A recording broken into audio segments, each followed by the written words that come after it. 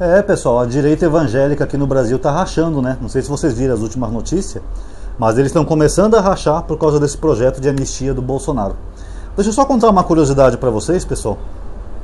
Eu não sei se vocês sabem, mas a direita sempre foi responsável por colocar líderes ditatoriais de extrema direita no poder.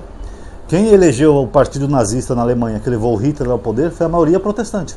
Até porque a Alemanha é o berço do protestantismo, e eles se encantaram pelo Hitler de tal forma que teve condados lá, ou cidades, que ele chegou a ter 100% dos votos dos protestantes. Porque a mente do protestante é assim, não querendo generalizar, mas eles conseguem convencer os seus fiéis que o maior problema do mundo são coisas que não existem. Por exemplo, a homossexualidade é o maior problema para um pastor evangélico. Eles toleram pastores que abusam de criança e outras maldades, ou a Fordelis, que é aquela família dela, que era uma putaria danada, mas se a pessoa for gay, não pode. Então, qualquer candidato que chega com aquele discurso falso moralista, que pregue contra gay, contra comunismo, etc., os valores morais, essa pessoa consegue chegar ao poder. Eu costumo falar no meu canal de teologia que se o diabo fosse candidato e ele falasse que era a favor da família, Deus, pátria e família, e contra os gays, os evangélicos votariam nele. Entre aspas, isso já aconteceu, tá? Mas enfim, Mussolini foi a mesma coisa, que o Brasil, o Bolsonaro teve um amplo apoio dos evangélicos, etc., e até a possibilidade do Bolsonaro retornar ao poder seria por causa dos evangélicos, porque eles já representam uma parcela muito grande dos eleitores no Brasil, tem uma bancada em Brasília completamente inútil, né? E eles são apoiadores do Bolsonaro. Mas agora, pela primeira vez, nós estamos vendo um racha. O que aconteceu? O líder do Republicanos, para quem não sabe, o Republicanos é o partido da Igreja Universal, tá? Do Edir Macedo. Eles negam que são do partido, que tem vínculo com o partido, mas foi ele que fundou o partido. Porque o Edir Macedo, desde quando ele começou a crescer no Brasil, ele tinha um plano de poder. É isso que nós chamamos em teologia, que é teologia do domínio. Ele quer dominar as massas. Por isso que eles elegem candidatos deles para fazer uma bancada evangélica, sendo que o Estado é laico. Para tentar impedir casamento gay, para conseguir mais isenção de imposto para a igreja, para proibir as outras pessoas de viverem sua vida, porque eles acreditam na Bíblia Sagrada. Então, eles acham que o Brasil tem que ser uma teocracia que é governado pela Bíblia. Um detalhe é que nem eles seguem a Bíblia. Se eu for contar a história do Magno Malta aqui para vocês, vocês vão ficar chocados. Mas eu vou evitar para evitar processo. Mas enfim, o Republicanos é ligado à Igreja Universal. Foi eles que fundaram isso.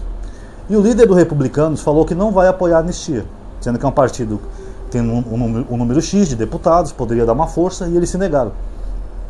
Aí o cara de pau do Silas Malafaia fez o vídeo mais ridículo que eu já vi na vida. Primeiro que ele finge que está chorando no começo do vídeo, mas a gente percebe que ele está fingindo. O Malafaia é tão frio e sem empatia que eu acho que ele não consegue chorar por nada. Ele é parecido com o líder dele, o Bolsonaro, o deus dele, né? Bolsonaro. Ele começa: o Clezão era da minha igreja, o Clezão era da minha igreja, o Clezão foi preso e morto, Marco Pereira, você tem sangue nas suas mãos. Essa blá blá blá do Bolsonaro, do Malafaia, é tão errado, pessoal, de muitas e muitas maneiras. Por quê? Primeiro, se alguém tem sangue nas mãos pela morte do Clezão, é o próprio Malafaia e o Bolsonaro. Porque o Clezão não teria saído da casa dele se eles não tivessem mentido que tinha uma sala secreta que contava os votos. Tem uma sala secreta que já vai dizer que o Lula é o ganhador, sabe quem? Quem é que inventou essas mentiras para deixar o Clezão louco? Foi o Xandão? Foi o Marcos Pereira? Não, foi o próprio Bolsonaro com o apoio do Malafaia. Quem é que inventou que não tinha sido analisado o código-fonte das urnas? Foi o próprio Bolsonaro, sendo que até o Exército analisou 2 vezes o código-fonte e não viu problema nenhum. Tanto que aquelas mensagens do Cid, o próprio Cid admite que o Exército não achou fraude nem possibilidade de fraude nas urnas. Aquele hacker de Araraquara também falou que o Bolsonaro queria que ele hackeasse as urnas. Ele falou: não tem como hackear as urnas, porque elas não são ligadas nem na internet, nem na intranet. É o mesmo que alguém querer hackear o seu liquidificador. Não tem como. E mesmo assim, quem é que manteve a mentira de que seria ele o vencedor e as urnas eram fraudadas porque o STF daria vitória para o Lula? Bolsonaro. Quem é que inventou que se o Lula voltasse o Brasil ia ser comunista, que ia fechar igrejas, seu filho ia virar gay, sua casa ia ser habitada por mendigos e um bando de mentiras de comunista? Bolsonaro. E Malafaia também. Quem é que ficou desesperado pedindo artigo 142? O próprio Malafaia. Eu tenho um vídeo aqui onde eu mostro todas as vezes que ele pediu o golpe de Estado, o artigo 142. Aliás, não sei porque ele não foi indiciado também. Então, o Malafaia, quem tem sangue nas mãos é o próprio Malafaia. Ele vivia falando: presidente Bolsonaro, não seja um covarde, acione o artigo 142, presidente. Então o sangue do Clezão está na mão deles, não do Xandão. Porque se o Clezão tivesse ficado em casa, ele estaria lá com a família dele, passando bem. Se passasse mal, a família levava no hospital, etc. Não teria ido para Brasília para ser preso e depois ter morrido, tá? Esse é o primeiro ponto. Segundo ponto.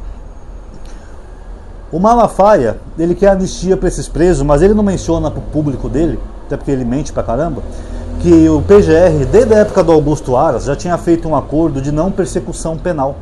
E o STF aceitou. O que é isso? É da pessoa não cumprir pena na cadeia. A pessoa só ia ter que pagar 5 mil reais, se pudesse, se não pudesse não ia ter problema. A pessoa ia ter que ter um curso de democracia e ficar 2 anos sem redes sociais. Muitos já aceitaram, parece que os 800, se não estou enganado, já aceitaram e estão em casa com suas famílias. Então por que essas pessoas não aceitam?